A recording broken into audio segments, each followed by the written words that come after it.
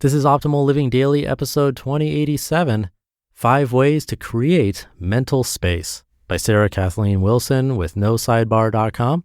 And I'm Justin Malik, your very own personal narrator today and every day. This is not the typical podcast you would hear. There are no interviews, and it's nice and short, so you can listen daily and start the day off on the right foot. And with that, let's get right to it as we optimize your life. 5 Ways to Create Mental Space by Kathleen Wilson with NoSidebar.com.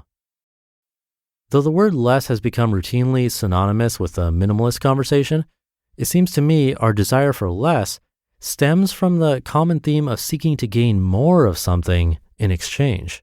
More purpose, more experiences with our loved ones, more time to be, more room for joy, more freedom or flexibility, more peace and sanity. While I'm a believer that all of these are worth fighting for to truly live out the intentional life we seek to gain by living with less, we first need to free up more mental space. I consider mental space the freedom for your spirit to be that can become squandered by societal roles and perceived pressures, guilt, comparison, or information overload. No mental space means no room to fully engage in any dialogue, experience, or opportunity because the mind is already at capacity. Personally, I find myself with more time and less possessions than ever, and yet my mind still feels overloaded.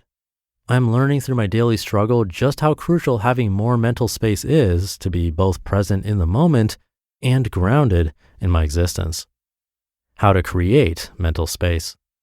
For me, creating more of this desired internal space means working hour by hour, day by day, to eliminate the practices that aren't building my spirit up and getting rid of habits that keep my mind bogged down. Here are 5 things I'm constantly working to cut from my life in an effort to free up more mental space. Number 1, cut out scrolling.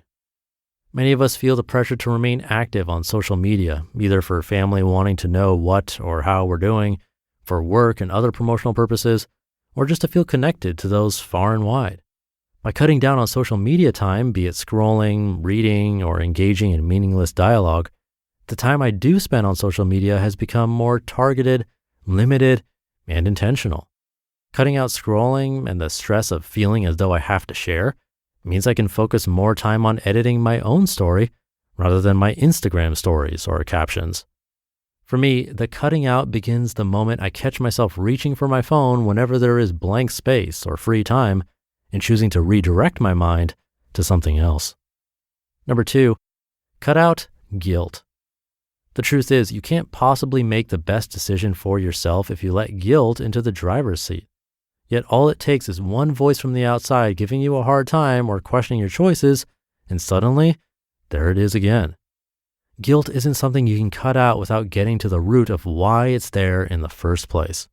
For many, and for me, guilt stems from the misguided desire to please others whom we love, respect, or don't want to let down.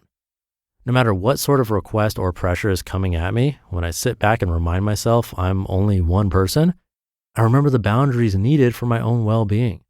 When I make sure I'm doing the best I can and I'm doing so with love, there's no room for guilt to try and guide me. Number 3, cut out replacement distractions. When what's on your plate appears difficult or daunting, it's easy to turn to a task that's controllable and even mindless. I call these replacement distractions. Though it might feel like it's not taking up too much of your energy, whatever that distraction is still demands attention and is most likely taking your focus away from something else. Whether it's time in front of a screen, social time, or even work that's not as crucial as what you really want to accomplish, identify what it is that's truly holding you back from your goals and rid yourself of it. My replacement distractions are spending too much time working on household tasks or quick projects that can wait, rather than putting in the hard focus and heavy lifting it takes to finish one big project I've started. Number 4, cut out comparison.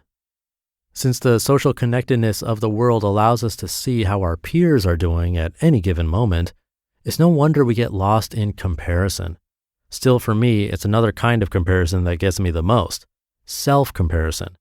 When I find room to doubt myself, I quickly slip into the trap of comparing myself to past versions of me.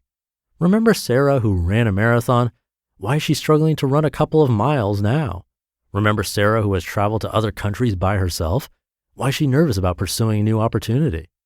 Encouraging yourself is one thing, and it's a good thing, in fact. Self-shaming or otherwise putting yourself down is another. Present-day Sarah, the one who is living and breathing now, is the only me that's here today, and she's the only one worth fighting to make stronger and better. Number 5, cut out fear.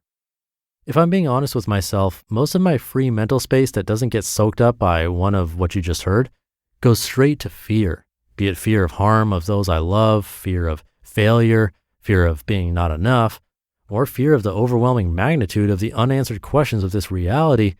Fear meets me in the quiet moments and brings on a fierce attack.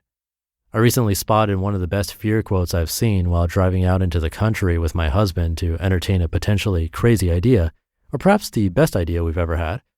While we drove to the middle of nowhere, Florida, asking ourselves what on earth we were doing and should we be doing this at all, we passed the most timely words on a church marquee.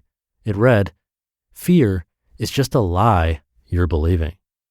Until we stop believing the fear lie, we will never have the mental space, freedom, and self-belief we need to truly gain more of what we're seeking in this world, or to truly live a life with less. You just listened to the post titled 5 Ways to Create Mental Space by Sarah Kathleen Wilson with NoSidebar.com. And thank you to Sarah. Some quick tips and suggestions to try out this weekend. Let me know how it goes. Thank you for listening and sticking around until the end. Have a great weekend if you're listening in real time. And I'll see you tomorrow as usual, where your optimal life awaits.